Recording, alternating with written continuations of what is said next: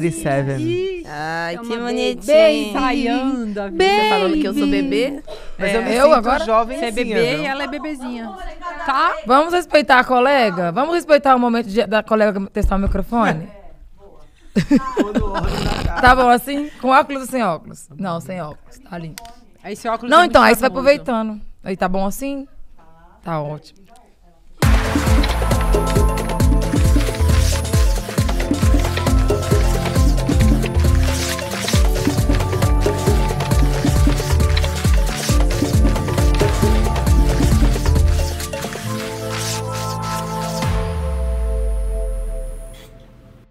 Olá, está no ar mais um Precisamos Conversar. Eu sou Juliana Baroni e este é o programa de debates feminino do ICL. Se você ainda não conhece a gente, chega mais. Estamos aqui todas as terças-feiras às 19 horas, com reprise na quarta às 15 horas e você também pode assistir o nosso programa pelo Spotify em vídeo. Eu tô aqui sempre muito bem acompanhada por essa bancada de mulheres finas, elegantes, sinceras. Com vocês, o retorno da inigualável Márcia Tiburi. Sentimos falta. Nossa especialista em finanças e tecnologia, Nina Silva. Nossa cantora maravilhosa, nossa diva, Açucena. E nossa filósofa das redes, Sara Zara. E aí, meninas, prontas para começar? Mais um programa? Vamos que o primeiro assunto é tenso. Precisamos conversar sobre Carla Zambelli. Sim, na última quarta-feira, ela foi condenada pelo STF a 10 anos de prisão, ficou inelegível e também perdeu o seu mandato, né? Mas por quê? Por qual crime? Você sabe que foi unanimidade, né? A votação lá foi 5-0. Mas qual crime que ela cometeu? Bom, ela contratou um hacker para invadir o sistema eletrônico do CNJ e também foi condenada por falsidade ideológica. Num desses documentos tinha um pedido de prisão do Alexandre de Moraes assinado pelo próprio ministro. Como é que pode isso, gente? A ideia era provar que a segurança cibernética do judiciário era frágil e esse seria um argumento que eles iam usar numa tese. Quando o Bolsonaro não fosse ganhar as eleições, eles iam fazer barulho nas redes, dizendo que era muito fácil fraudar o sistema de segurança lá do STF. Bom, vamos começar logo com a Márcia Tiburi, que ficou 2 semanas de folga, porque estava na Itália lançando um livro. Olha que coisa chique. Vamos conversar sobre a Zambelli. Vai lá, Márcia. Que vergonha pro Você sabe que lá feminino, né? Pois é, grande vergonha mesmo, porque a gente sempre tem uma expectativa de que as mulheres fazendo política, já que são tão poucas, menos de 20% no parlamento brasileiro, e isso já é um avanço, porque nós já fomos 10%, 9%, muito menos, a gente tem sempre uma expectativa de que as mulheres serão moralmente mais assíduas, digamos assim, mais presentes com questões éticas e morais. E, infelizmente, essa deputada que veio a ser cassada e que enfim, foi condenada pelo STF, essa deputada, ela sempre produziu muitas evidências de sua incorreção, digamos assim, né? Chegando a praticar crimes desse tipo, crimes que soam como se fossem crimes infantis, como são os crimes, aliás, dos bolsonaristas, né? Crimes assim que eles acreditam que ninguém nunca vai descobrir que foram feitos por eles, né? E que me faz lembrar muito os crimes dos nazistas na Alemanha, que eles também acreditavam que ninguém ia descobrir. Então eles fizeram coisas horríveis, até chegar na solução final, que foi o extermínio dentro das câmaras de gás daquelas pessoas, enfim, judeus e ciganos e pessoas gays, LGBTs, né, nome que não tinha naquela época, mas eles deixaram muitos documentos. Então, esses documentos ficaram como prova daquilo que eles jamais acreditavam que alguém pudesse descobrir. E eu acho interessante a gente falar disso em relação a Zambelli, também porque ela é uma espécie de representação feminina do fascismo ou do nazifascismo que se desenvolveu à maneira brasileira, como a gente viu desde o golpe, ou desde 2014, com a fundação do MBL aqui no Brasil, 2014 até a ascensão e queda de Bolsonaro, a gente vê esse avanço do fascismo e depois de um nazifascismo explícito. Não, e só para ilustrar que ela realmente é uma representante do nazifascismo, vocês lembram que ela é aquela deputada ruiva do PL que, na véspera da eleição de 2022, saiu armada pelos jardins aqui em São Paulo, perseguindo um homem jornalista negro no meio da rua, e por esse crime ela foi condenada a 5 anos de prisão no regime semiaberto. Então, não é que a gente imagina, realmente ela saiu armada no meio da rua, foi condenada por porte ilegal de arma, enfim, por aí vai. Mas eu acho que a coisa mais chocante também é a gente ver o nível de subserviência dessa mulher aos homens do seu partido e do seu contexto, do seu espectro político, para depois ser abandonada por eles. Então, eu estava falando com as feministas lá da Itália, porque elas também estão chocadas com a presença da Meloni, que é uma mulher que age como se fosse um homem do pior tipo na política. A mesma falta de escrúpulos, combatendo os direitos das mulheres, apoiando sempre a causa dos homens mais violentos, e depois sendo ela também uma vítima desses homens violentos. Então, para mim, o ponto é esse. Por que as mulheres ajudam os homens que depois vão abandoná-las no momento em que elas precisam? Elas ficam, tipo, na subserviência sadomasoquista a esses homens e depois são destruídas por esses homens, ou pelo menos abandonadas por esses homens. Ô Nina, você viu nos últimos dias a Carla Zambelli se vitimizando, ela deu uma entrevista coletiva, tomou 3 remédios na frente da imprensa. Mas 3 aspirinas, provavelmente, sei lá, uma balinha de mentos, não sei o que era. Mas para provar, para criar essa tese de que ela está com um problema de saúde sério, bom, eu não sei que tipo de você... O que você achou desse espetáculo? É extremamente perigoso, porque como a gente teve, né, está tendo o caso do Collor, que foi ali comprovado que ele tem Alzheimer, e aí ele teve essa possibilidade de cumprir, né, de estar cumprindo em casa a prisão domiciliar, a gente vê que é uma tentativa sempre, né? É uma tentativa que eles tentam verificar a questão mental, então vai colocar ou sobre questão de saúde mental, tem um problema de desvio psicológico, ou a questão do, tô muito velhinha, meu Deus, ainda tô no final da minha vida, só que saí, né, com punho, né, com punho armado, como ela saiu pelas ruas de São Paulo, atrás de um corpo de um homem negro, né, corpos negros sempre enquanto alvo. Isso ela faz e fez e faria novamente. E fez com muito orgulho, com muito orgulho. Parecia que ela estava dentro de um filme de Hollywood. Sim, eu concordo com a Márcia em relação a, muitas das vezes, sermos instrumentos desse patriarcado e para essa manutenção, porque não tem como existir um patriarcado só com homens, né? Existem mulheres que estão ali enquanto ferramenta, até mesmo para legitimar de que, olha, mas não é um problema dos homens, não é questão dos homens. Vocês, mulheres que têm síndrome de impostora. Vocês, mulheres que têm problema entre vocês, que são... Vocês mesmas não gostam de vocês, não fazem amizade entre vocês. Então, nos utilizam a todo momento. Mas, ao mesmo tempo, existem pessoas que não têm caráter também, né? E aí a gente tem que lidar também com pessoas que não têm caráter, que podem ser de diferentes gêneros, raças e origens. Ô, Açucena, o que você acha dessa... tese dessa técnica de vitimização que está acontecendo bastante, tanto dos Bolsonaro quanto da Carla Zambelli, o que está por trás disso? Uma sensibilização, primeiro que eu acho nojenta, né? Mas eles procuram uma sensibilização imediata, empática, com a ignorância das pessoas. E dá certo, é estratégico. Eles não estão brincando, eles sabem muito bem do que eles estão fazendo. E o pior, que ao mesmo tempo que eles sabem lidar com rede social, eles são também estúpidos na ideia, por exemplo, do conceito de patriotismo, porque eu nunca entendi como uma patriota como a Carla Zambelli subestima tanto as instituições republicanas de seu próprio país.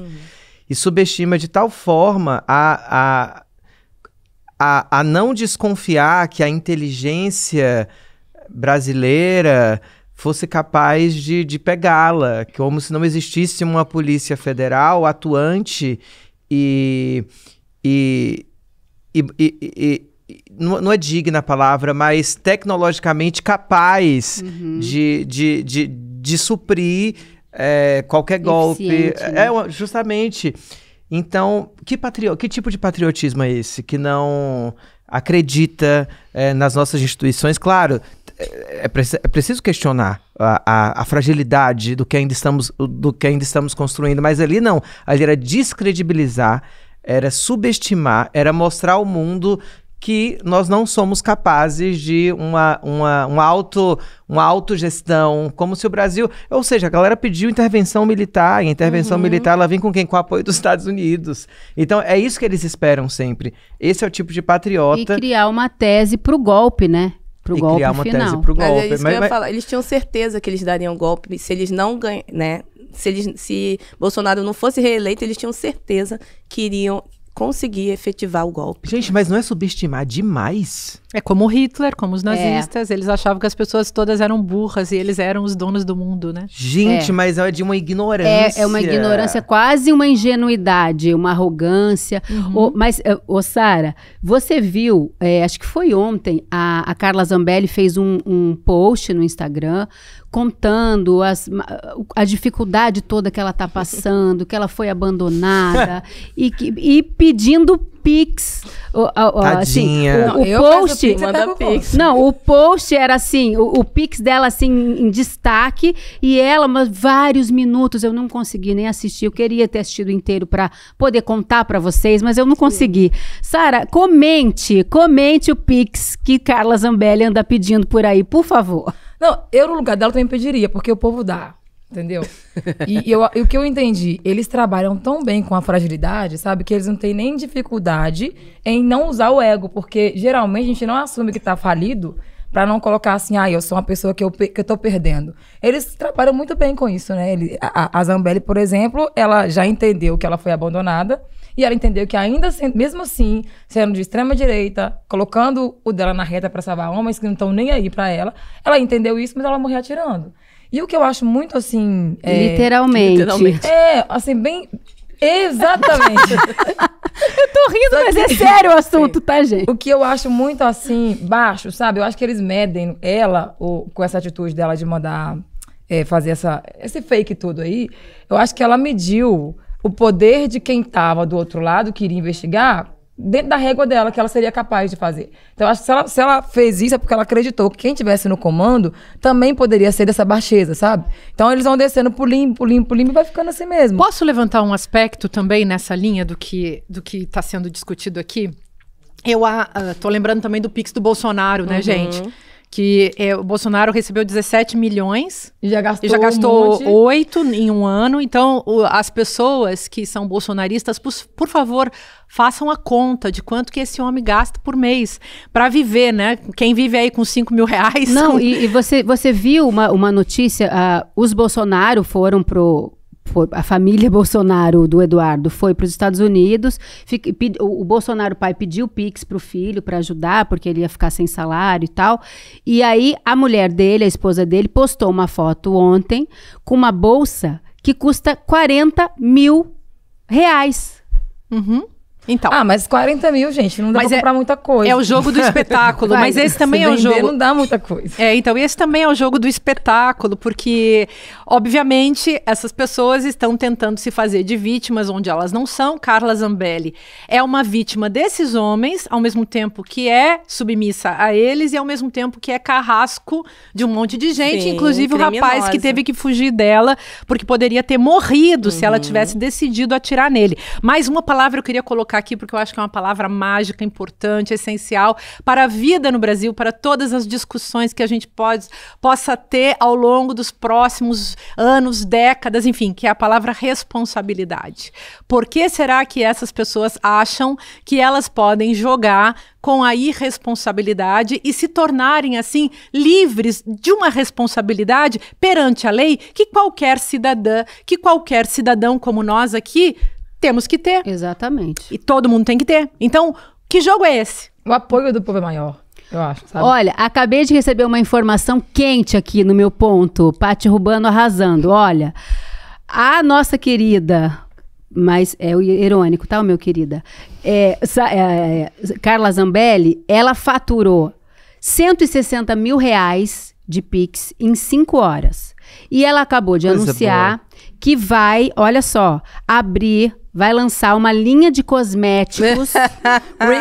Atenção, isso é notícia. Ela vai lançar uma linha de cosméticos para ajudar a pagar as multas milionárias que ela tem, as dívidas milionárias que ela tem com a justiça. Mas, mais um detalhe. Mas não abre empresa com isso, não abre? 160 mil só? Não, eu não sei se com esse dinheiro, mas eu tô assim, eu não sei com que dinheiro ela vai, mas essa é a notícia de hoje. Ela vai ser presa. Por falar em notícia absurda e linha de cosméticos, te lembra alguém? Ai, Deus abençoe nossa audiência. Bora pra cima!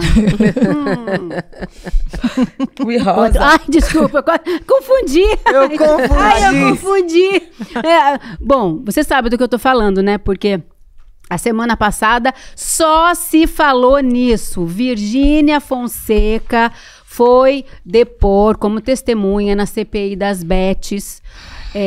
E foi um espetáculo, né? Foi um espetáculo à parte. Um espetáculo de horrores. O Senado produziu um espetáculo de mau gosto. Parecia que a Virgínia estava fazendo uma grande publi. Ela estava tão à vontade, tão de moletom, tão galera, tão legal, não sabia o que era mitigar. O que é isso? Não sabia algumas palavras. É inocente, né? Ela foi lá para provar a sua inocência, já que ela é garota propaganda de uma casa de apostas gigante.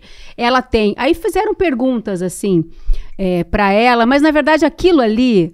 a gente já olha aquele espetáculo de horrores, os deputados e as pessoas que deveriam investigar aquela situação caótica, que é o vício em jogo, que está destruindo o Brasil, virou uma epidemia, estavam todos pedindo para tirar selfie com Virgínia no final do depoimento. O que você tem para dizer sobre isso, Sara? Falta de cor. Mas... O que é a cláusula da desgraça? Isso é importante a gente explicar para as pessoas. Você consegue explicar, por favor? Você consegue? Então, não, você sabe explicar, óbvio. Dentro do meu Ela sabe tudo. Não, gente, dentro do meu conceito, a cláusula da desgraça é você simplesmente conseguir absorver o prejuízo de alguém como lucro para você. Não sei se eu tô conseguindo explicar do jeito certo. É assim que eu explico para quem me acompanha. Mas assim, de verdade mesmo, para mim uma cortina de fumaça de um crime aceitável. Eu acho que essa questão de CPI de Bet, coitada das Bet, de de nome. Se eu fosse uma Bet, eu trocava de nome hora dessa. Mas eu acho que tá escondendo muitas outras coisas que poderia estar sendo investigada agora, sabe? E aí pegaram logo a Virgínia, porque ia virar esse alvoroço aí. Olha o tanto de gente que tem na mídia, que não é só garota propaganda, mas que tá lá ativamente fazendo todo dia algum tipo de campanha. Você vai no aeroporto, em qualquer aeroporto, Salvador, Rio de Janeiro, qualquer um, sempre vai ter a estampa da cara de algum famoso, muito famoso, de qualquer cor, qualquer tamanho, como um embaixador de uma Bet. Mas eu acho que para eles pegarem a Virgínia e colocar lá, era justamente para isso. Ia chamar essa atenção toda, ia virar um picadeiro. Você vê, ninguém tá falando sobre a CPI, o resultado da CPI. Ninguém tá cobrando, tá bom. E ela foi lá e agora vai acontecer o quê? Todo mundo focou na palhaçada que ela fez, na outra que queria ser presidente, né, mas que querendo não ficou deslumbrada e tratou ela como se ela fosse uma tiete, como ela fosse uma fã, né, uma ídola. O outro também lá, o Cleitinho, também chamou a atenção do povo. E o assunto em si... se encerrou, sabe? Acabou. E aí o que eu fiquei achando engraçado também, levaram depois o Rico Melquiades, que ele ficou tendo um mimimi, que aquilo ali foi um mimimi violento. É porque com a Virgínia foi diferente, eu não tive o mesmo tratamento. Ele que não foi tão simpático a ponto de colher isso. A Virgínia, ela anuncia, ela faz propaganda, ela tem um cupom com o nome dela, ou sei lá, uma senha, e a pessoa que joga com esse cupom da Virgínia ou de qualquer influenciador. É o link, né? O link. E se a pessoa perde, ela ganha um percentual em cima da perda da pessoa, é isso? Porque quando ganha, não ganha muita coisa, né? Então, mas posso fazer uma pergunta de ignorante? De onde que saiu essa tal de Virgínia? Eu sei falar. Vai, fala, De Sara. repente, de repente você gente. descobre num vídeo que uma pessoa ganha não sei quantos milhões por ano. Ela tem mais de 53 Ela tem milhões 3 milhões de seguidores Gente, no primeiro Instagram. que nem É uma sempre os coisa. milhões que estão lá são Mas o que ela fez? verdadeiros, não. BBB? De onde Não, ela saiu? ela sofreu na mão de um outro influenciador masculino e ela foi esperta de pegar essa misoginia que ela sofreu na época com ele, que era esse negócio de casal, sabe? Era Tá, mas ela era o quê da influen- vida? Professora? Ela era namorada de um cara que era influencer. Não, ela só era namorada de um E ela influencer. fez fama assim, Atriz. mostrando a rotina dela. Só que com só esse isso, outro com influencer, ele produtos, tratava ela com- muito mal. Tipo, aquela coisa da mulher que tá atrás do cara e tal. Aí disso ela saiu, começou a namorar com o Zé Felipe. Quem é Que é também? um cantor Que é o filho sertanejo, do Leonardo. Filho do Leonardo, cantor. Eu também sou perdida. Que nisso. eu não vou dar adjetivos pra ele, porque senão, né, acaba que coisa, que senão ele vai me xingar, depois eu vou xingar de volta. Mas assim, ela é o tipo de pessoa que consegue pegar a gente pamonha e ganhar dinheiro em cima disso, entendeu? Aí ela casou com um rapaz bonzinho demais, pra não falar que ele é pamonha, e ela faz da família dela o que quer, virou uma empresa, sabe? Tipo assim, é como se fosse os filhos, é comercial. E tem um absurdo que eu achei, ela fazendo um comercial de colágeno e dando colágeno pra filha de 3 anos. Que ela vende produtos, sabe? Então assim, na minha concepção, a Virgínia virou uma empresa ambulante. Os filhos não são só filhos, são os São funcionários. produtos, O marido não é só o marido, é um Dizem que a funcionário, filha, a sabe? filha dela tem não sei quantos milhões de seguidores, que as pessoas são loucas. Sim, Não, a sim. filha diz que tem fã-clube, ela tanto que ela não é à toa que ela tava de moletom, muito inocente, muito adolescentezinha, e com a foto da filha estampada no moletom, né? E Já pra vender logo já o existe uma produto. estratégia, assim, de colocar a filha dela como a próxima Maísa do SBT. Sim. Por isso que eu acho que ela não tá lá no SBT à toa, entendeu? Eu acho que o espaço que ela tá criando, essa flor-flor na camiseta, já é um caminho pra poder empurrar e Mas enfiar agora ela na nossa goela. Ela corre o risco, então, de colocar o negócio dela perder Perde por nada, só se falta matar os de brasileiros. ética, enganação, Não, tratando olha, os dizem outros que como ela imbecis. perdeu 500 mil seguidores. Pra quem tem 53 milhões, é nada, né? É nada. Mas e o prestígio? Perde seguidor, mas não perde prestígio, gente. Então, não adianta muita coisa. Ô, Nina, eu queria fazer uma pergunta agora mais técnica pra você. Como é que as bets entraram no Brasil? Bom, a gente tem aí o legado do doutor Vampirão, o Temer, que em 2018, né, essas casas de apostas eram de fora, estrangeiras, e em 2018 meio que abriu a porteira. Então criou uma lei que autorizava. Só que autorizava as casas de apostas e jogos esportivos sem regular. E aí, em 2023, foi criada a Lei das Bets, que é a Lei 14.790, que essa Lei das Bets veio para regular. Só que a regulamentação, ela tá lá, né, escrito na lei, o que deve ser feito. Para você ter uma bet no Brasil, você não pode só querer ter uma bet, não, tá? Aí por isso que seu TikTok cai. Você tem que pagar 30 milhões de uma taxa inicial, que é que eles chamam uma taxa de cota fixa. Então você já entra, né, trazendo esses 30 milhões. E, além disso, você tem que se você está regulamentado, você tem que estar no domínio bet.br. Por isso que as bets não tiram o nome de bet. Porque Mas para tem as pessoas... significado, tipo, B, Pra as T, pe- o quê? pra- sei lá, São bet? business, alguma coisa. De Entertainment trouxa, né? television. Não, Eu bet não de sei, tô aposta, inventando. deve ser bet, não é apostar em Deve inglês? ser- Não é, bet gente? Isso, Deve bet ser é de isso. apostar. Muito obrigada. Eu sou muito boa, Você né? é Às muito- vezes. Você é ótima. Obrigada. Mas, Besta e trouxa, e na esse verdade. lugar, né, deveria ter ali também na lei tem a questão da responsabilidade social, que tem que ser identificado essas pessoas que apostadoras têm que ter uma identificação para saber até mesmo se essa pessoa está se exacerbando em relação a isso, mas nem tudo que está escrito, né, é regido. E o que a gente vê é que hoje, no Brasil, a gente perde mais ou menos cerca de...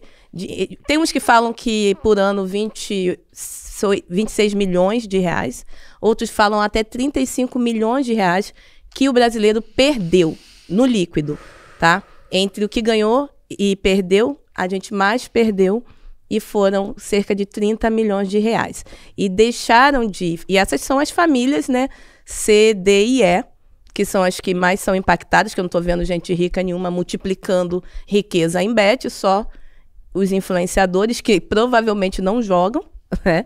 Que eles não vão fazer isso Não, mas a com Virgínia dinheirinho falou suado. de uma tal de conta, ela tem um link com login e senha, para quando ela for fazer a publi, Ela é uma ganha. conta demo, viciada, é uma conta de demonstração, exatamente. De demo que já vem ganhando. Que já vem ganhando. Então, assim, é uma propaganda falsa, né? Sim, uma propaganda falsa e que impacta diretamente nas famílias em relação à saúde mental. Tem pessoas, eu tenho amigas que perderam já familiares por conta de suicídio. A gente sabe que tem famílias tão viciadas que estão jogando, muitas vezes, o dinheiro da Bolsa Família. Isso não quer dizer que não precise ter Bolsa Família, tá, minions que estão assistindo? Não, porque aí a gente fala isso, aí eles falam assim, então não tinha que ter Bolsa Família. Não é essa a questão. Não é essa Na a real, questão. é qualquer dinheiro que vai embora, né? O dinheiro que vai embora. O Qualquer varejo, qualquer um. De qualquer procedência. E o né? varejo brasileiro já perdeu 103 bilhões de dinheiros, sabe? Dinheiro que deixou de entrar, então deixou de circular, deixou de ir para a mão de informais, deixou de ir para as mãos para gerar mais empregos por conta de algo que está matando gente. E essa gente, a gente sabe que tem extrato social específico. Ô, Márcia, Então, rapidão, a gente pode dizer que é uma questão também de saúde pública, né? Exato. Calamidade pública, exatamente. isso, gente. Então, a ludomania é uma doença psíquica, inclusive descrita pela OMS, e a gente não tem dimensão. As pessoas que não sofrem ou famílias que não sofrem com pessoas integrantes com a ludomania na família não sabem, não tem dimensão da dor, do prejuízo, não só financeiro, mas afetivo, emocional. E é com isso que essas pessoas estão mexendo, é com a vida das pessoas. E, enfim, é uma tristeza que a gente tenha que discutir daquela maneira um assunto de saúde pública. Exato. É com deboche. Com deboche. Não, deboche. E tem uma coisa, dessa coisa do microfone, né, de errar, é porque tem também no PNL uma forma, né, de se prender a atenção para coisas esdrúxulas, prender a atenção para coisas supérfluas. Então, Ela foi treinada para fazer aquela palhaçada. se prende a Media atenção no training. meme. Isso. O meme viraliza e fica mais nas nossas cabeças do que tudo que foi falado durante Com a certeza, é a audiência. cortina de fumaça, né? Ô, Márcia, eu estava pensando assim, quem tem que lidar com dependente em jogo da família, as pessoas fazem o quê? Vendem tudo. Eu conheço pessoas que são viciadas naquela maquininha caça-níquel. Só que agora o cassino está na palma da mão. Isso é uma epidemia hoje, né? O vício em jogo.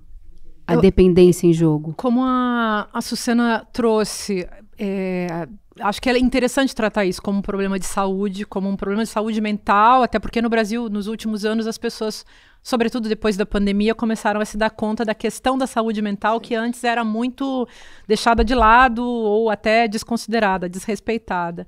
Então tem esse jogo de manipulação, que também é o que acontece na religião, porque não existe muita diferença entre vender essa esperança capitalista e vender Deus. Tudo foi transformado em mercadoria. E o que está sempre sendo manipulado é a fé dos outros. Então a gente fala em fazer a fezinha, né? E claro que pode ser divertido você fazer uma aposta de vez em quando numa loteria esportiva, que é um jogo regulamentado e tal. E não assedia diretamente, assim, igual, né? Dentro de um limite, da brincadeira, porque eu acho que não é legal a gente perder a perspectiva recreativa das coisas, né? Pode ser que eu não goste de fazer isso, ou que eu não goste de beber, ou que eu não goste de usar maconha, mas tem o uso recreativo dessas coisas, inclusive dos jogos.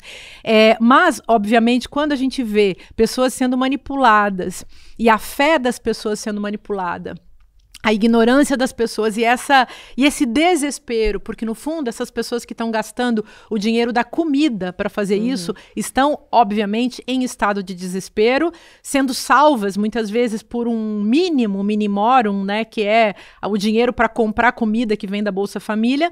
Mas quando a pessoa rompe, inclusive com essa necessidade para poder fazer uma aposta, ela está num estado de desespero que pode sim ter se tornado um transtorno. E aí, quando se fala de um país inteiro, né, Juliana, É um delírio de massa, pode ser sim um problema de saúde coletiva para a gente levar a sério. E aí, de novo, a palavra mágica. E a responsabilidade do Estado. E aí uma pessoa como essa é uma vampira social. Uma vampira social, uma vampira da fé alheia, da ignorância do outro, da fragilidade intelectual, social, moral dessas pessoas. Eu acho que a gente vai ter que continuar falando de responsabilidade por muito tempo mesmo, porque é gravíssimo. Ô, Márcia. Sabe o que eu ia perguntar para você? Fala primeiro. Não, é que eu ia falar para a Márcia que ela falando sobre essa questão de fé, é muito sobre isso, sobre as pessoas acreditarem nela. E como que um influencer faz toda uma massa acreditar nele? Ele abre a porta da casa como se fosse abrindo porta da intimidade. Então, assim, a Virgínia, ela tem histórias o dia todo mostrando a intimidade da família, o marido acordando, o marido dormindo. Eu acho que só não mostra cagando, porque de resto deve tal. E aí mostra bens, sabe? Mostra a riqueza, a grandeza da casa dela. Então, as pessoas que estão assistindo, que estão em casa, às vezes, no sofá furado, com a internet no celular, que talvez nem Wi-Fi tem. Vendo tudo isso, elas acreditam de fato que é uma amiga. Tipo assim, ela gosta de mim, ela tá mostrando a vida dela pra mim, então tudo que ela me disser é verdade, inclusive quando ela indica um jogo pra poder mudar de vida, né? E a pessoa acredita nela, não na questão de não perder o dinheiro, mas tipo assim, a Virgínia não ia me indicar algo que seria mal pra mim, porque ela é minha amiga, sabe? E aí essa fé que as pessoas, que os influencers estão comprando das outras, estão ganhando esse dinheiro. Ô, Açucena, então o vendedor tem responsabilidade pelo impacto social das coisas que ele vende, né? Muito. E é interessante que, pensando nisso e no que a Sara comentou, os influencers surgem quase como um contraponto ao astro de cinema, ou a antiga ideia do astro distanciado, que você não pode pegar, que você não pode contemplar, inatingível. Isso é interessante de fato, porque é uma fórmula que foi descoberta e que funcionou. Só que é muito falsa, de fato é uma mercadoria falsa, porque eu não tenho proximidade nenhuma com as pessoas com as quais eu me relaciono com um consumo distante por um smartphone. Mas ela encena justamente uma aproximação. E tem essa coisa que a Sara estava falando também, que é esse jogo com o fetichismo dos outros, né? Então você vai lá e bota uma coisa dessa, e daquilo diz, que eu não isso aqui isso aqui dá sorte, esse sabonete aqui, esse sabonete benzido por não sei quem, vai dar uma sorte, da mesma maneira que essa influencer, toda loira, toda bonita, toda bem vestida, toda lá com a máquina de café, com a família perfeita, com o shampoo, com não sei o quê, com a família perfeita, também cria essa ilusão de felicidade que a pessoa quer, que ela quer ficar perto, que ela deseja. E aí tem um outro assunto que um dia a gente discute, que é a inveja, né? Não inveja como maldade, mas a inveja como uma forma, né, de funcionar do olhar que a televisão brasileira ensinou para os brasileiros ao longo de décadas. Porque a publicidade mexe com o nosso desejo, né? Assim como o capitalismo usa o marketing para mexer com esse lugar daquilo que eu não tenho, eu preciso ter. E não só a criação da necessidade.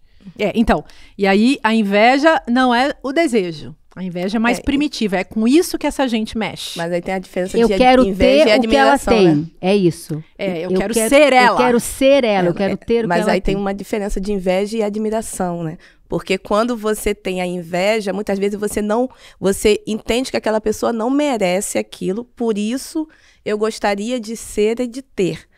E quando você tem o lugar da admiração, você inveja aquilo, mas aquela pessoa tem o mérito de ter aquilo. Então, eu tenho também a admiração. Mas o que esse povo faz para ser admirável? Nada. Boa pergunta, assim, grande pergunta. Excelente pergunta. Porque, assim, são pessoas que estão criando filhos, fazendo filhos, inventando crianças, criando pessoas. Será que eles não estão pensando que, antigamente, os motivos que a gente tinha de orgulhar dos nossos pais era de ter comida na mesa, calçada no pé e roupa no corpo, que era o que eles podiam fazer. E então, educação. eu admiro muito meus pais porque eles conseguiram me dar isso. Nos dias de hoje, gente, não tem como nossos filhos continuar com essa admiração. Os motivos são outros. Aí pega esse povo todo, Virgínia e essa porrada de gente que tá fazendo isso. Será que eles não pensam que daqui a uns 15, 30 anos que vai cair na história isso? Como que foi essa calamidade de perda de pessoas, de morte, de vícios? E que eles estavam lá como garotos propaganda ativamente? Será que eles não têm vergonha de pensar, meus filhos um dia vão saber que eu fiz parte desse tanto, assim, tão, sabe, de uma forma tão intensa, gerando prejuízo às pessoas? Eu acho que não tem a Márcia essa consciência trouxe um crítica, ponto não. fundamental, que é a questão da fé e de como se parece muito com os pastores neopentecostais famosíssimos que se utilizam da vulnerabilidade das pessoas para encontrar nas pessoas a empatia, entende? Então, assim, é a venda do desejo. Eu estou vendendo esse desejo. Vendendo esse desejo, eu me aproximo de você. E olha, a gente está num país onde a desigualdade social ela é brutal. Quem não quer se parecer com a Virgínia? O que ela faz? Ela vende um desejo de vida. Ela vende uma possibilidade. E, claro, a doença que isso aqui está trazendo pra gente, com o Instagram, é uma falsa alegria, vende uma falsa alegria, uma falsa felicidade.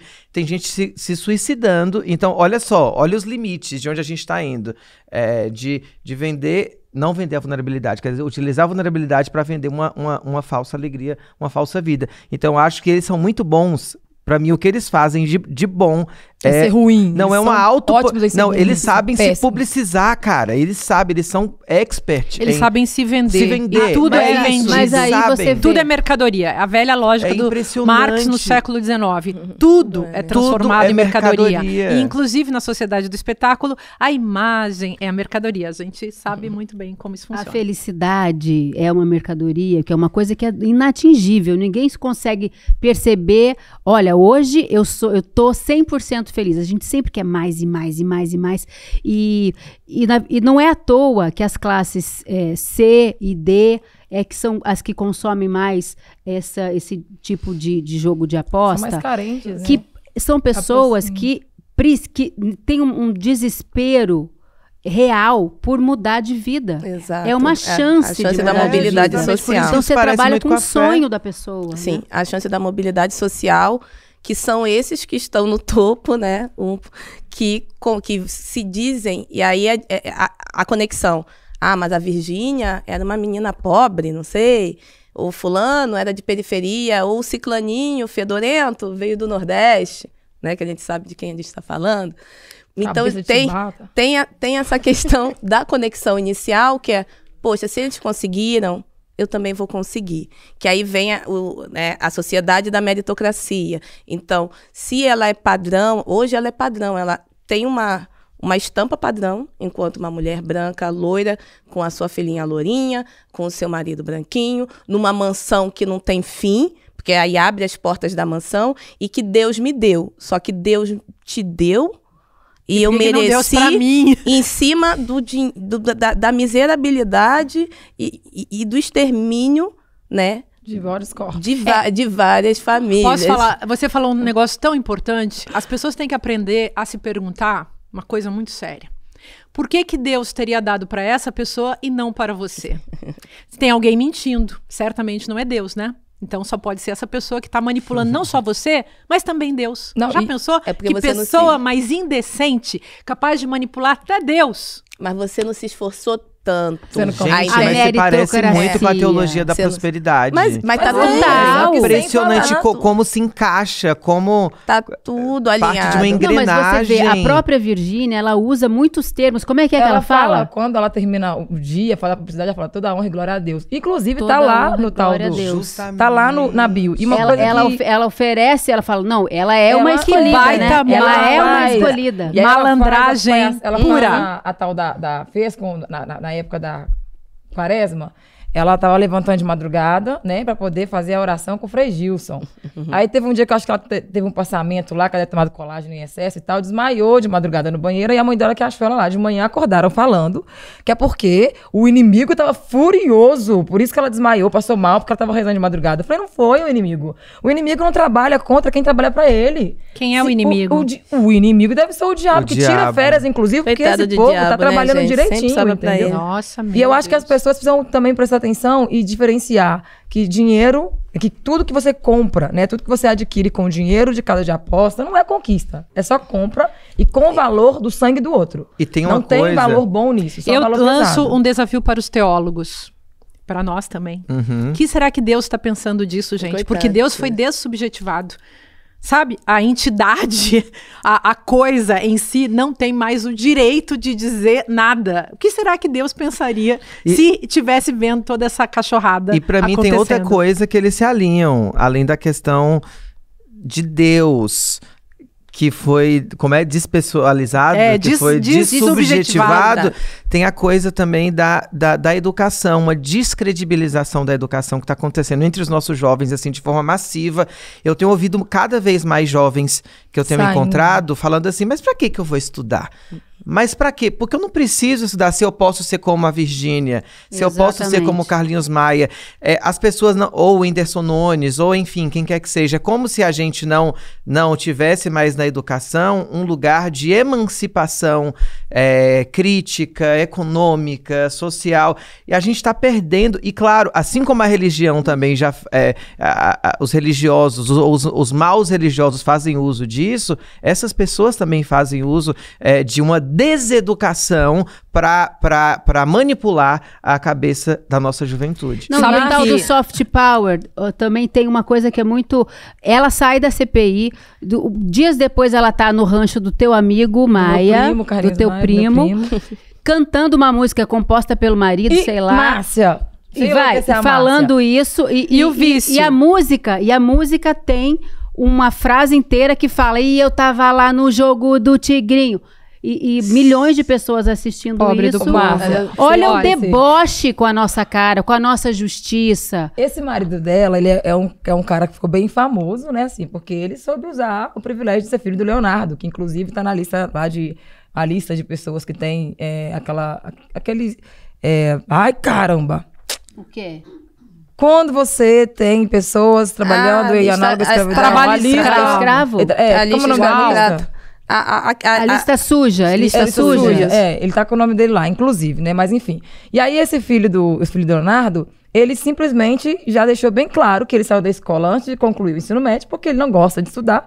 E ele tem uma grande e enorme influência numa galera da idade dele. Né? Isso aqui não é novinho, não, mas a galera que acompanha ele é os meninos de 16. Então ele falou, pra que eu vou estudar, sendo que cantando música eu ganho tanto dinheiro?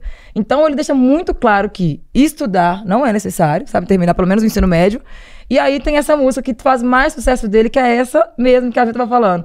O Garota Quero Você Pra Mim, tá doida com o dinheiro do Tigrinho. Então, tipo assim, olha isso. Tem todo um jogo assim completo. Ou seja, se você quer ser igual a minha família, que é a família tradicional brasileira, é só jogar numa casa de apostas que sua vida vai mudar completamente. Só cantando e pulando essa música depois. O tal do soft power, fala sobre isso também depois. Não, mas eu queria falar uma coisa que eu acho muito urgente também, que é a hipnose dessas músicas. Essas músicas fazem lavagem cerebral com as pessoas.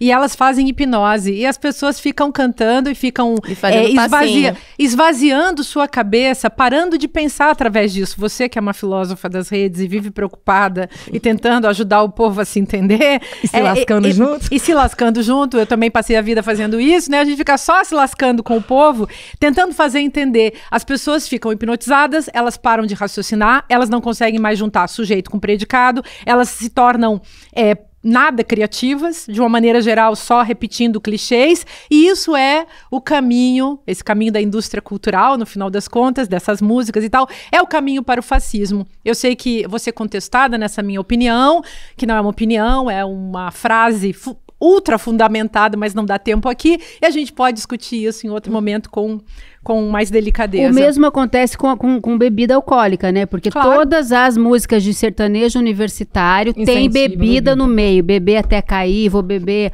uma cerveja. Porque tem uma ode ao vício.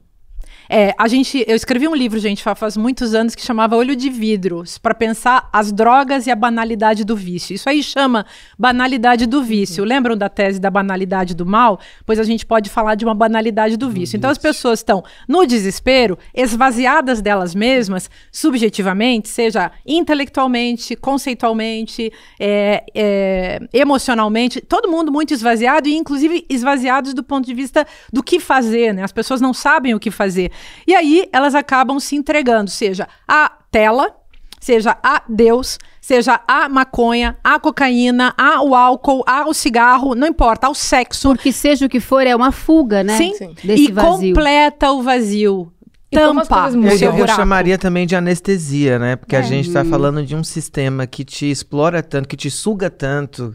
Então, de repente, você precisa se anestesiar É isso. Da realidade. da realidade. É isso. E antigamente, quando os cantores de rap falavam sobre as músicas como contando a realidade da comunidade, da favela, e tinha algumas coisas relacionadas a tráfico e drogas, eles eram colocados como pessoas criminosas com apologia a algum tipo de crime, porque tinham esses dizeres nas músicas. Hoje, as músicas podem cantar incentivando o uso, a venda, a compra e tudo mais, por quê? Quem tá ganhando dinheiro em cima disso? Filho de desembargador que tá dançando TikTok, que tá ganhando dinheiro. Filho de advogado, filho de juiz. Não, Então, assim, e as marca grandes mudou muito. empresas, E a né? As marca que grandes tá por trás. empresas. E as grandes marcas. Então, quer dizer, a diferença entre MV Bill ter cantado rap naquela época, ter sido visto como um grande cara que fazia apologia ao tráfico, hoje já não é a mesma coisa. Porque quem tá ganhando muito dinheiro e viralizando na rede social, fazendo as dancinhas, né? Esse trem de idiota, são justamente filhos de pessoas que estão lá pra poder visualizar isso na questão jurídica mesmo e quem define quem é o criminoso, né? Então, E a são gente sobra. esses grandes empresários esses conglomerados de cervejaria, são quem Que mandam estão no Brasil, por trás dos né? festivais, que estão por trás das grandes publicidades. E para arrematar esse assunto, para fechar com chave de ouro a semana, Virgínia Fonseca foi convidada pela Grande Rio para ser madrinha de bateria, substituindo Paola Oliveira. Nossa, que O samba morreu. E aí o samba morreu. E o samba morreu. Realmente, depois dessa só... Alcione, Eu fico imaginando o que Rita Lee falaria de uma palhaçada dessa. Mas é sobre lógico que ela Virgínia. vai ser convidada, porque as escolas de samba foram todas cooptadas pelos grandes reis das apostas do Rio de Janeiro, do jogo do bicho. Então, combina com uma ela, de combinação fato, combina perfeita. Parece que não tem liga, mas tem Mas muito tem mais muita do que... liga aí por trás, justamente. E as grandes Ai, que marcas que perigo. hoje ganham, né, nos seus camarotes, tanto nos grandes carnavais também. Eu falei sobre a questão do carnaval, uma senhora me brigou comigo. Eu falei, acho que o que eu precisaria fazer hoje, já que o carnaval é uma cultura, querendo ou não, as grandes escolas, né, ganharam espaço em cima da cultura preta. Deveriam nós, começar a abandonar essas escolas e começar a fazer virar um negócio cultural de novo, porque acabou. Você vai no camarote, a galera que tá lá empurrando o carrinho, que tá fazendo a escola valer, que tá empurrando, tá fazendo o negócio ir pra cima, não pode passar nem na porta de um camarote. Quem tá ganhando dinheiro pra caramba com a cultura carnavalesca é a galera da elite branca. Importantíssimo apontar para esse tipo de contradição, porque as pessoas precisam enxergar isso. As pessoas vivem assim como se elas estivessem com uma viseira nos olhos. Deveria abandonar, não. Pode exato. ficar com a direção, pode ficar com tudo, a gente tá saindo Não, indo mas embora. eu Porque sem acho- a gente, a escola não acontece. A comunidade Mas, devia fazer pressão, né? Não, mas a Mas comunidade quem manda é o faz. dinheiro também. A comunidade faz, é porque muitas famílias sobrevivem do carnaval o ano inteiro. Então, os empregos, né, os artesãos, a galera da costura, a galera da cenografia. Então, é o ano inteiro, é uma movimentação gigantesca de recursos para essa comunidade, que além do lugar cultural, da raiz, né, do seu batalhão de estar ali com a sua agremiação, ainda tem um lugar também da subsistência. Então é muito complicado. É mais fácil nós, que muitas das vezes estamos ali enquanto convidados, pessoa convidada, não ir, não comprar o Eu já não ingresso. vou. Ou seja, E- de novo, a vulnerabilidade das Tá vendo? pessoas sendo usada Se para todas as enriquecer. escolas, todo mundo reunir e falar assim, pode ficar pra vocês, a diretoria, que a gente tá fazendo nosso Grêmio aqui agora. Aqui, ó. A gente Não é aqui, financiado, gato. Olha, gente, agora Só a uma gente... Eu tenho uma notícia para dar para vocês. Agora, no próximo dia 22 de maio, é o dia de Santa Rita. E Rita Lee, nossa maravilhosa Rita Lee, ó... Esse livro eu li, uma autobiografia, logo depois que ela morreu, e realmente é imperdível. Ela escolheu essa nova data, 22 de maio, para comemorar o seu aniversário. Na verdade, ela nasceu no dia 31 de dezembro, ela é capricorniana, de 1947, e ela escolheu essa nova data. E eu tô contando isso para vocês porque agora, nesse mês, 2 documentários vão ser lançados. Um já foi lançado, o outro vai ser lançado no próprio dia 22 de maio. O que está na Max, eu vou ler aqui para vocês. O primeiro documentário chama Rita Lee, Mania de Você, do diretor Guido Goldberg, está passando no Max. Você já deve ter recebido aí algum corte no seu Instagram de uma cena muito bonita que é o Roberto de Carvalho e os 3 filhos da Rita Lee lendo uma carta que ela escreveu no final da vida dela, quando ela já estava com câncer assim bastante avançado. O documentário realmente é muito bonito.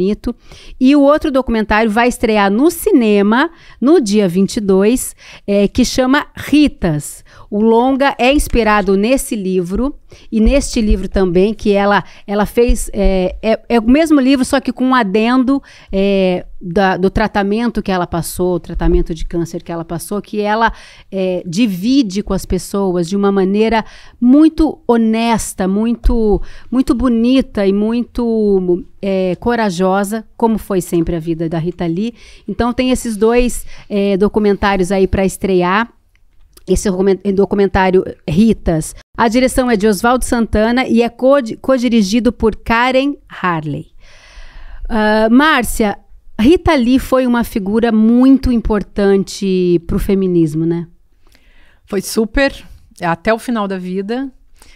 Sobretudo porque ela também não ficou precisando fazer a propaganda, ela fez arte, né? Então ela chegou num público assim, que ela não precisou ficar sendo didática com ninguém. As músicas dela já diziam isso, né?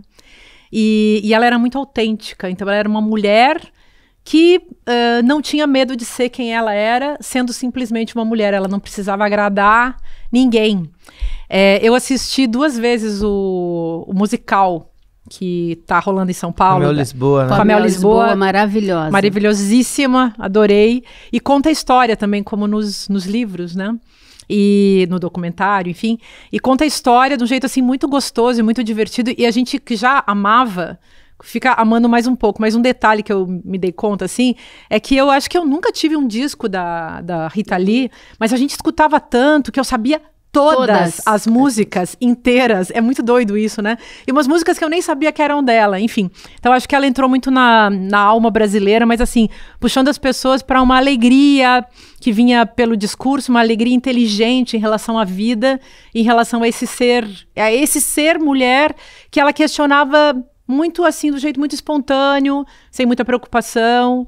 E então achei que foi genial. No momento do documentário tem uma história, Açucena, que ela estava lá numa reunião de gravadora, ela conta isso, 5 homens brancos engravatados, falando assim, você precisa se comportar, você fala muito palavrão, ela falou assim, quer saber? Soltou um palavrão bem falado, disse que foi fumar um baseado no banheiro e se demitiu, óbvio, ela foi demitida dessa gravadora, foi para Som Livre e lá ela fez com a banda Tutti Frutti, que foi a primeira banda, na verdade é considerada a primeira banda de rock brasileiro, que é uma banda feminina, com Rita Lee solando, e aí depois, esse disco chama Fruto Proibido, e simplesmente, olha as músicas que tem nesse disco, Ovelha Negra, Agora Só Falta Você, e tem mais uma, qual é? Que ela chama de Rock Carnaval. Enfim, só sei que são 3 clássicos da história da música brasileira feitas a partir de uma liberdade total que ela ganhou quando mudou de gravadora. Ela não tinha papas na língua. Eu amo a personalidade dela e como ela expressava a sua personalidade. De fato, a Rita Lee é um exemplo. Essa influenciadora, sim, eu quero pra minha vida inteira. Porque, assim, a gente tá falando de uma artista que tem proposta estética. Por sua vida inteira. E proposta estética, amores, é algo muito difícil de você conseguir. Ainda mais com a qualidade que a Rita Lee conseguiu. A gente tem alguns nomes, e muitos, ainda bem na música brasileira. E ela, sem dúvida, é um dos maiores. A Rita Lee participa do movimento tropicalista, junto com os Mutantes. É expulsa dos Mutantes. É expulsa dos Mutantes, como uma mulher dona de si. Não, eles falaram que ela não tocava tão bem, e aí botaram ela pra fora, ela ficou super triste. E ela tem, a Rita Lee inventa seu jeito de cantar. Você percebe que o rock and roll dela é o rock and roll da Rita Lee. Ninguém tem o rock and roll da Rita Lee. Então, isso que eu chamo de proposta estética, tanto composicional quanto interpretativa, e uma quanto inteligência, sua atitude. E uma inteligência pop com conteúdo e forma. Sim. Que a gente estava aqui falando dessas músicas sertanejas, que não tem... É aquela forma, digamos, sempre a mesma, né? Uma fórmula aplicada com conteúdo imbecilizante, sempre, né? Então, ela fazia a gente pensar através das músicas, isso é muito bonito. É o que eu chamo de proposta estética. Porque quando a gente fala estética, não é só sobre imagem, é sobre forma conteúdo, né, Márcia? Trazendo pro lugar filosófico e artístico. E a Rita Lee, ela sabia muito bem do que ela queria, do que ela fazia. Então, assim, é de fato uma artista que é um monumento da música brasileira, que a gente tem que, de fato, relembrar, rememorar e exaltar. E eu tenho algumas canções da Rita Lee que eu já fiz em meus shows, que eu já interpretei. Quando ela nos deixou, foi assim como a Nana Caymmi, assim como Gal Costa, assim como essas grandes figuras da nossa música, elas se vão, eles se vão, e o nosso papel é ser guardiãs e guardiãos dessa beleza legado, toda, né? desse legado. O que me chama muita atenção na Rita é que, por mais que pareça ser esse bicho solto, né? Que é essa pessoa liberta, que não tá nem aí pro que o outro acha, ela tem uma centralidade no conteúdo e no trabalho muito forte. Quando tem essa reunião, né, nessa gravadora, e eles vão falando assim, né? Não, ela cumpriu todos os compromissos, ela se esforçou ali para fazer o show e tudo mais, então ela fez tudo certinho, aí eles botam bem grande, mas Rita não faz sucesso. Então, aparece isso muito forte no documentário, né? E aí, a pretensão desses homens brancos de falarem, Rita, mas você fez tudo certinho, tá? Você cumpriu toda a agenda, mas Rita não faz sucesso. Aí ela, não faz sucesso? Então, vamos para aquele lugar que agora vocês vão ver o que é sucesso. E aí é uma simbologia muito forte do que a gente enfrenta no dia a dia, né? Então, como você traz essa pergunta, qual a importância dela para mulheres, né, como um todo, é essa demonstração de que a centralização no que você acredita, a centralidade na sua potência, na sua capacidade e principalmente naquilo que você entrega e que é precioso para você dentro dos seus valores, o outro não vai tirar, não pode tirar, não tem que tirar, você não pode permitir que isso aconteça. Né? É lógico que tem um contexto social, é lógico que tem outros estratos que devem, né, e interseccionalidades que devem ser verificadas, mas ela demonstra que o certinho, muitas vezes a gente faz o correto, mas nem fazendo o correto a gente é realmente compensada, sabe? Ela sofria a misoginia, que é meio inevitável, né, no sistema, e por sorte ela não se deixou abater por completo, porque óbvio que nenhuma de nós também sai totalmente ilesa desse tipo de coisa, né? Ainda mais quando você tem uma atitude rock and roll, querida. E ela tinha a arte para responder, então esse é um recurso bacana, quando você pode escrever, quando você pode fazer música, quando você pode inventar sua vida, aí a gente ainda tem um caminho. Ou pode vir aqui pro programa xingar também, mas... também dá gosto. Você curtiu o documentário? Curti muito, mas assim, tem uma parte lá que não... Quer dizer, não tem a parte, né? Mas que eu gostaria muito que tivesse, falando sobre a questão da mulher, que ela era à frente do tempo, no sentido de viver relações. Porque eu aprendi com a Rita Lee sobre casais serem pessoas individuais, que até então eu pensava que assim, casou, acabou. E aí eu lembro da entrevista que ela deu, que foi a primeira pessoa que eu vi dizendo que ela morava numa casa e o marido na outra, mas tinha uma vida de casados, né? Pronto, acabou. Não era só uma vida qualquer. O Roberto de Carvalho ficou 43 anos era um casamento mesmo. E eles compunham juntos. O Mania de Você, ela diz num desses livros e no documentário que foi uma noite de amor e eles compuseram essa música assim na cama e beijando e as pessoas ficavam muito, na época, muito horrorizadas, a sociedade. Era muito porque, frente, nossa, né, era muita exposição do casal. A gente ficava imaginando os dois na cama, o que era um pouco constrangedor para os tradicionais, né? Agora, deixa eu perguntar uma coisa, estamos no final do nosso programa. Eu só quero dizer uma coisa para vocês. Se você ainda não se inscreveu no nosso link de WhatsApp, a hora é agora.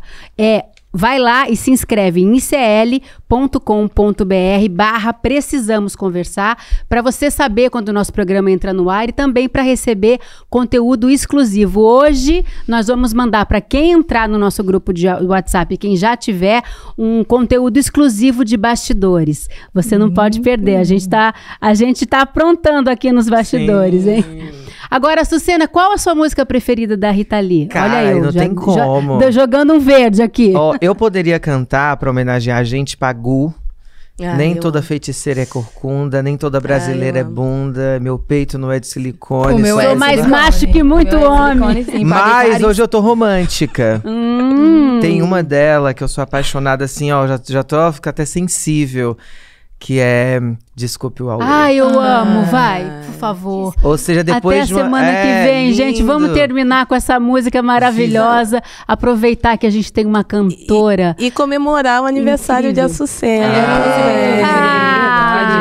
E ela estragou minha surpresa. Coisa linda, pode entrar. A minha surpresa era agora. Vem, Alice. Não, vem. Desculpe o Vem, Auê. Alice, olha, mudei tudo. Vem, Alice. Eu não sabia, Pode entrar. A Nina estragou minha surpresa. Parabéns pra você nessa data querida. Muitas felicidades. Olha, gente. Hoje é aniversário da Sucena, 37 aninhos. Obrigada. Parabéns. Vamos fazer. Pode entrar. Auê.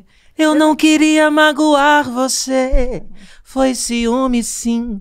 Fiz greve de fome, guerrilhas, motins. Perdi a cabeça. Desculpe o Auê. Da próxima vez eu me mando. Coisa linda, parabéns. Parabéns, Açucena. Muita saúde, muito axé. Muito orgasmo. Pode cantar. Da próxima vez eu me mando. Que se dane o meu jeito inseguro. Nosso amor vale tanto. Por você vou roubar os anéis de Saturno. Viva Rita Lee. Viva Açucena. Até a semana que vem. Parabéns. Você sabe de onde vem o dinheiro de Silas Malafaia? Pois é, ele não declara quase nada de patrimônio, mas anda de jatinho, financia atos enormes da extrema-direita e leva uma vida que não condiz com aquilo que ele diz ter.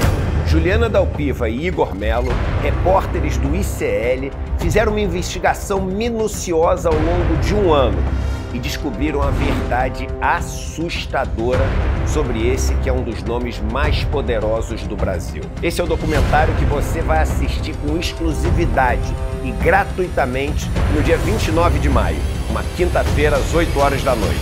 Então se inscreve agora e chame seus amigos e amigas para participar. Você sabe qual é a diferença entre informação e conhecimento? Uma informação é um fato dado sobre algo ou alguém. O conhecimento é a capacidade de interpretar e analisar criticamente uma informação.